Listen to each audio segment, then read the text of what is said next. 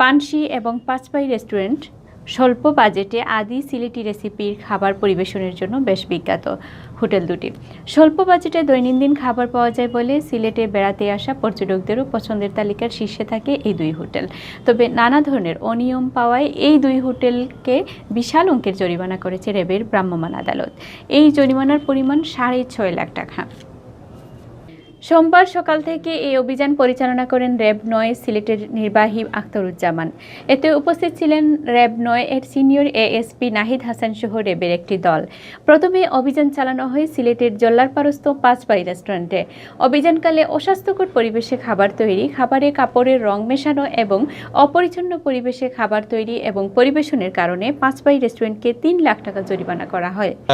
পাঁচভাই রেস্টুরেন্টে অভিযান চালাই। এইখানে আমরা যে জিনিসটি পাই যে আমরা যে খুবই জনপ্রিয় যে গ্রিল আছে, এই গ্রিল ব্যবহার করছে তারা রং ব্যবহার করছে, কাপড়ের জন্য যে ব্যবহৃত রং সেটি আমরা হাতে নাতে তাদেরকে ধরে ফেলি এবং রং জব্দকৃত রং উদ্ধার করি। কতদিন ধরে সত্য কথাটা বলেন? সপ্তাহে এই করোনার পর কেন রং দিলে কি সুবিধা কি? মরিচ দেওয়া হয় না? স্যার আমি এই মালটা একটু সাদা দেখলে কয় কি এটা হয় নাই, কাঁচা, এটা কিছু দেয় না, মশলা ঢুকে নেই, এই কিছু কাস্টমার এই ধরনের আছে স্যার, এই কারণে রং দিচ্ছেন। এখন শুনেন, এই যে আপনি গ্রিল বানাচ্ছেন, কাস্টমারের চাহিদা বুঝলাম, তাহলে এই যে পচা বাসি জিনিস ফ্রিজটার কি অবস্থা দেখেন? একই সাথে তাদের যে কিচেনগুলো আছে, কিচেনে আমরা পেয়েছি যে রান্না করা মাংস এবং কাঁচা মাংস তারা একসাথে রেখেছে এবং খুবই অস্বাস্থ্যকর, নোংরা এবং রক্তাক্ত অবস্থায় এগুলো রাখা আছে। সেখান থেকে র্যাবের ভ্রাম্যমাণ আদালত অভিযানে যায় জিন্দাবাজারস্থ পানশি রেস্টুরেন্টে। সেখানে গিয়ে এর চেয়ে বেশি অনিয়ম পান তারা। পচা বাসি গ্রিল ও কেমিক্যাল বিষাক্ত রং মেশানো, অপরিচ্ছন্ন পরিবেশে খাবার তৈরি ও পরিবেশন করা হচ্ছিল পানশি রেস্টুরেন্টে। এই জন্য রেস্টুরেন্টটিকে 3.5 লাখ টাকা জরিমানা করেছে ভ্রাম্যমাণ আদালত।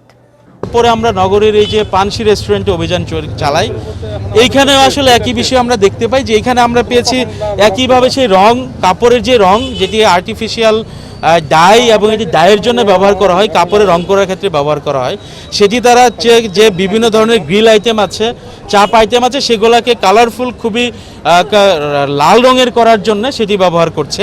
এবং এখানে আরেকটি বেশি পেয়েছে কালকের যে ব্যবহৃত গ্রিল, সেটি আমরা পচা বাসি গ্রিল যেটি সেটি আমরা এখানে পেয়েছি। এবং এখানেও রং পাওয়া গেছে এবং মেয়াদোত্তীর্ণ চেরি ফল পাওয়া গেছে, যেটি তারা লাচ্ছি, ফালুদা বা বিভিন্ন ডেজার্ট আইটেমে ব্যবহার করে সেটি পেয়েছি। একই সাথে এখানে আরেকটি জিনিস পাওয়া গেছে যে তাদের নিষিদ্ধ টেস্টিং সল্ট যেটি সোডিয়াম গ্লুটামাইট, এটির কোনো অথরাইজেশন নাই, সেগুলো চায়না কোম্পানির পেয়েছে। একইভাবে তাদেরকেও এই এবং সামগ্রিকভাবে এখানেও খাবারের যে তাক যেটি আছে সেখানে খুবই তারা ফ্লোরের মধ্যে খাবার রেখে দিয়েছেন এবং খুবই অস্বাস্থ্যকর অবস্থা, মাকড়সা, পোকামাকড়ের এখানে ঝোল আছে। অভিযান শেষে র্যাব 9 সিলেটের নির্বাহী মোহাম্মদ আখতারুজ্জামান জানান, সিলেটে নিয়মিত বাজার মনিটরিংয়ের অংশ হিসাবে এইসব অভিযান পরিচালনা করা হচ্ছে। যেখানেই এ ধরনের অনিয়ম পাওয়া যাবে সেখানেই ব্যবস্থা নেওয়া হবে।